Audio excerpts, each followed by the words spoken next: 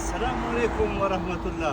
راځئ چې نن زه تاسو ته په سویزرلینډ کې دا فرش ملک الوګان او انډې وښیم چې خلک څنګه اخلي.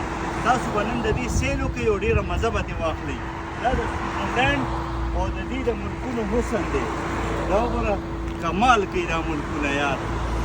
موږ د دې عزت اخلو د دې جنډې، ځکه چې دوی خپل روایات او خپل کارونه داسې جوړ کړي چې خلکو زړه خوشحالي. راځئ چې نن درته دا سیل وکړو. خو د دې کمال دا دی چې دا دکان دا 24 غنټې کولو وي، نه د ورځې بندېږي او نه د شپې بندېږي. دا دکان څنګه کار کوي؟ نو راځئ چې په دې باندې درته سیل درکړمه. د دې دکان سیل تاسو ما سره وکړئ چې دا دکانونه څنګه دلته کولو وي. نن زه خپل دوست جان خټک سره دلته راغلی یم او تاسو ته ښیم چې په یورپ کې خلک څنګه پی اخلي او انډې اخلي. په خپله به راشي دلته کې نه سړی وي نه خلک وي. دلته زه پیل هم راغلی یم، ما تاسو ته دا ویډیو کړې ده. دا په یو فرنک او 20 سنټ باندې دا اوس 1 روپۍ او 20 فرنک دا ما دا دلته ورکړ.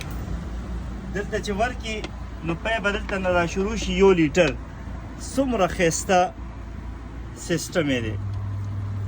دا دی پی مونږ ته راشروع شو. ښه یخ دي، ډېر ښایسته. خو سکل پکار دي، دا خو خلک سکلی شي او ډېره مزه هم کوي. دا د یورپ حسن دی. ګوره پیسې دې واچولې په خپله به واخلې او ځې به. بیا دلته کې ټول اوریجنل شی نه ملاویږي، انډې هم ملاویږي. بس زمونږ پی مکمل شو. دا ما ته ډېر ښایسته پی دلته میلو شو. دا وګورئ. بیا که تاسو انډې اخلئ نو دلته کې دا فریج به کولو کوي.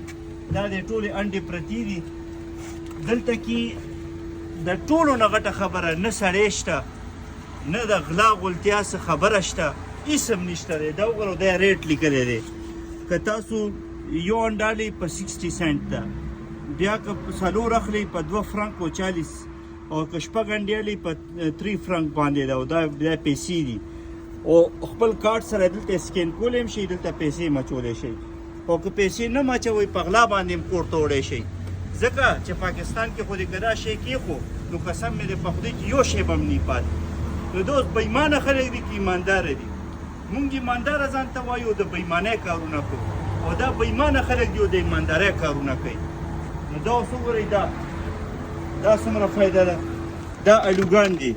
دا لکه پاکستان کې داسې 4 کیلو کېښو که نه، 4 کیلو الوګان واخله او دا انډې واخله او ګاډي کې کښېنه او ښه په ارام لاړ شه. دا سویزرلینډ دی.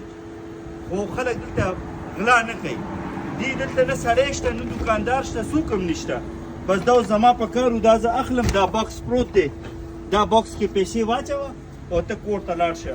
اوس زما انډې پکار دي، الوګان مې پکار دي او دا پی مې پکار دي.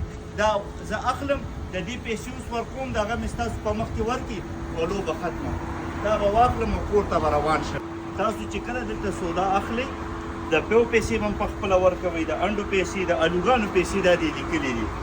دا 4 کیلو الوګان 2 کیلو په 3 روپۍ، 4 کیلو په 7 فرنک باندې. دا واخله او روان شه.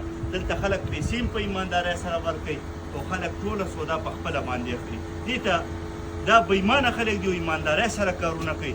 مونږ ځان ته ایماندار وایو او د بېایمانۍ کارونه کوو. نو پکار دی دا خپل مزاج هم کوم بدل کړي. هر څه حکومت نه کوي، عوامو نه به هر څه سمیږي. هر یو کار به مونږ په حکومت اچو.